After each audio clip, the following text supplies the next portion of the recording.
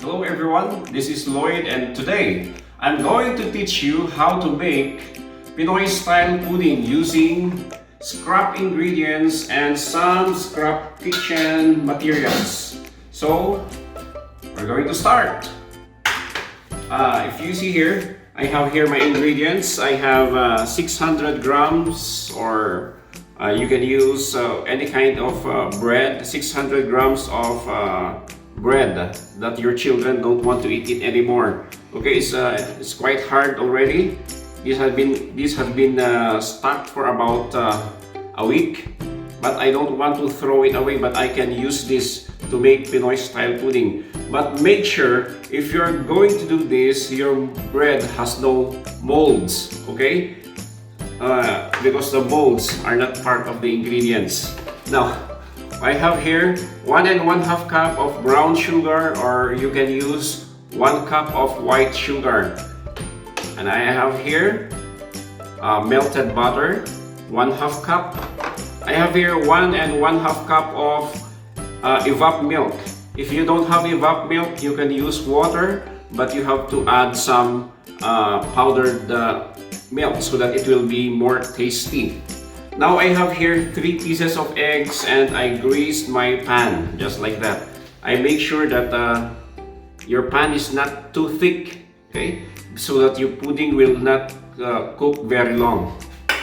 Now what I'm going to do now is to cut this bread into pieces, okay, like that.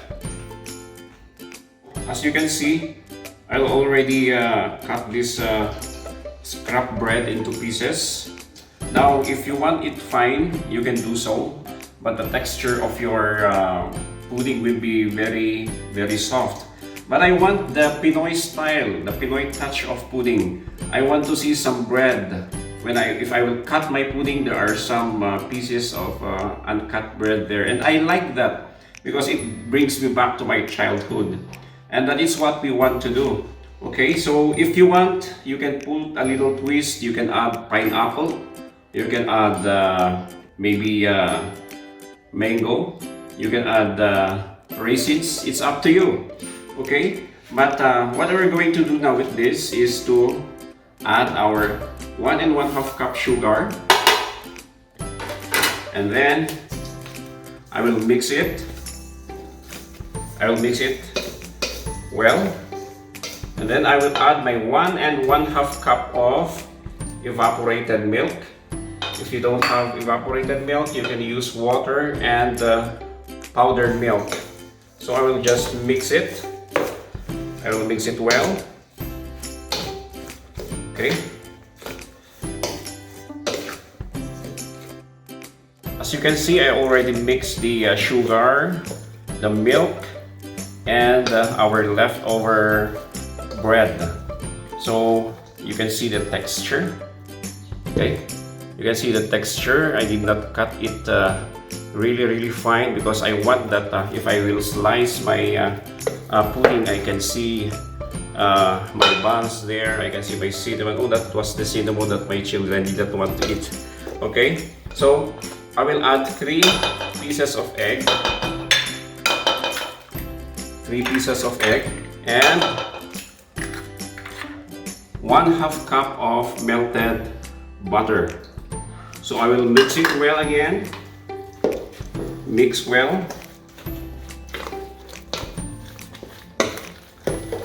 Okay, so after we mixed it, we're going to place it on our pan.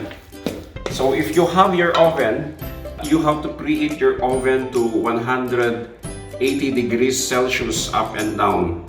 And you can bake this for about 40 minutes. Or it depends on how you want your pudding to be cooked. If you want the top to be toasted, you can add more time. Okay, so what I want to do with this, I want to cook it in my improvised oven because the oven that we are using is for commercial purposes. If I'm going to bake only one pan, it is a waste of gas. So I put it on my pan. And then flatten it. Flatten it well. Remove the air inside. So now, there you go. It's ready for baking. Now we're done with our Pinoy style pudding. Actually, I baked this for 50 minutes because the fire was quite low. Now I'm going to open it so that you can see now that's our Pinoy style pudding. I'm not going to remove this from its pan because I did not put wax paper. This is how we're going to serve it. I'm going to slice one and I will show you the texture. Okay, of what it looks like.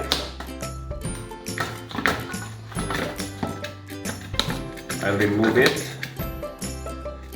from the pan. Okay, so that's our Pinoy style pudding. Now let it cool. It's more interesting to eat this if it is cold and serve it with hot coffee. So that's our lesson for today for our Pinoy style cooking, this ECQ lockdown recipe. And see you again. So don't forget to subscribe if you want to have more of my recipes, if you want to watch more of my recipes these coming days, this time of quarantine. Subscribe and like, make some comments. What do you want me to prepare this time of lockdown? Okay, so see you.